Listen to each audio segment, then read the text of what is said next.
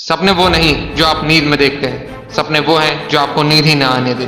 बारिश के दौरान पक्षी छत की तलाश करते हैं, लेकिन बाज बादलों के ऊपर उड़ के बारिश को ही टाल देता है। समस्या समान है, लेकिन आपका नजरिया उसमें अंतर पैदा करता है। ये कुछ लाइंस लिखी थी भारत रत्न डॉक्टर APJ अब्दुल कलाम ने। आज की इस वीडियो में मैं आपको कलाम सर के कुछ ऐसे किस्से सुनाने वाला हूँ, जिससे सुन के दोस्त तेरे सोचने का नजरिया बदल जाएगा और तुम अपने अंदर एक नई एनर्जी फील करोगे। दोस्त, तुम्हें पता है कलाम सर ने शादी क्यों नहीं की? उसका सिर्फ एक रीजन था, और वो रीजन था वो सबसे ज्यादा अपने काम से प्यार करते थे।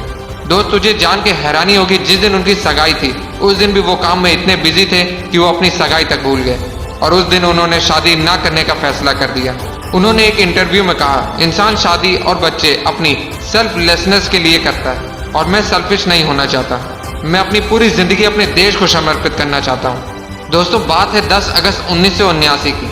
19 साल की मेहनत, 23 मीटर लंबा SLV-3 रॉकेट 17 टन की वजन लेके 7:58 पर आसमान में उड़ गया।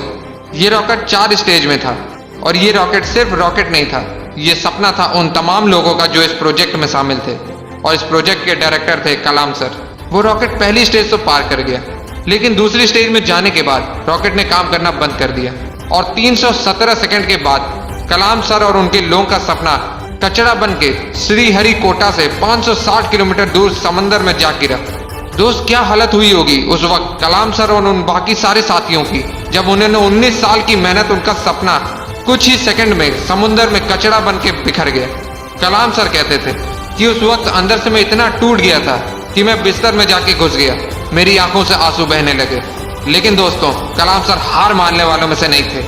वो कहते थे, पहाड़ की चोटी से उतरने से पहाड़ चढ़ने का तजुर्बा नहीं मिलता, जिंदगी पहाड़ के चढ़ानों में मिलती है, चोटी पे नहीं।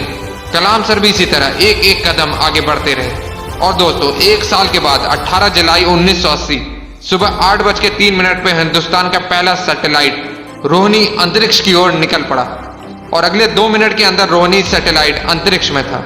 कलाम सर ने बताया कि उन्होंने उस दिन जिंदगी के सबसे अहम पल जिए, क्योंकि उस दिन उनकी 20 साल की मेहनत अंतरिक्ष में थी।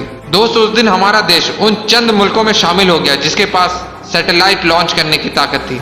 ये सब कुछ हो पाया एक इंसान की मेहनत, उनके नेवर गिव अप एटीट्यूड की बदौलत। दोस्त, जब कलाम सर को राष्ट्रपति चुना गया तो उनका स्वागत जोरों शोरों से किया गया। राष्ट्रपति भवन को बहुत ही खूबसूरत तरीके से सजाया गया, लेकिन ये बहुत कम लोग जानते हैं कि जब कलाम सर वहां पहुंचे तो वो बस 2 सूटकेस लेके वहां पहुंचे। एक सूटकेस में कपड़े और दूसरे सूटकेस में किताबें। इसे कहते हैं किताबों से प्यार। अगर इस वीडियो को कोई स्टूडेंट देख रहा है तो ये बात समझो कि जितना आप किताबों से प्यार करोगे उतना वो किताबें आपको बड़ा बनाती चली जाएंगी। ये किताबें ही थी जिन्होंने कलाम सर को इतना बड़ा बना दिया। दोस्त, मैंने कुछ लाइन पढ़ी थी जो कलाम सर के लिए लिखी गई है। था बंदा इस्लाम का पर वो कभी नहीं ऐठा करता था, जब भी चाहा संतों के चरणों में बैठा करता था। दोस्तों, कलाम सर ने कुछ बातें ऐसी कही थी जिसे अपने जीवन में हमेशा हमेशा के लिए उतार लेनी चाहिए। उन्होंने कहा था, कोई भी शख्स कितना भी छोटा हो उसे हौसला नहीं छोड़ना चाहिए। मुश्किलें जिंदगी का हिस्सा है और तकलीफ कामयाबी की सच्चाई। खुदा ने यह वादा तो नहीं किया आसमान हमेशा नीला रहेगा, जिंदगी भर फूलों से भरी राह मिलेगी।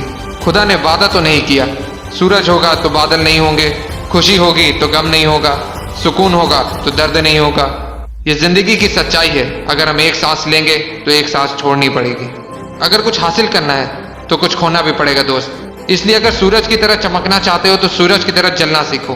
दोस्त, कलाम सर ने तो कर दिखाया, इसलिए आज भी हम कलाम सर के बारे में बात कर रहे हैं। अगर तेरे अंदर भी वो आगे कुछ कर दिखाने की, तो कसम खा तू अपने सपने को पाने के लिए हर हद पार करने के लिए तैयार है। और अपने सपनों को मोटिवेशनल फ्लाइट देने के लिए चैनल को सब्सक्राइब कर लेना। जय हिंद, जय भारत।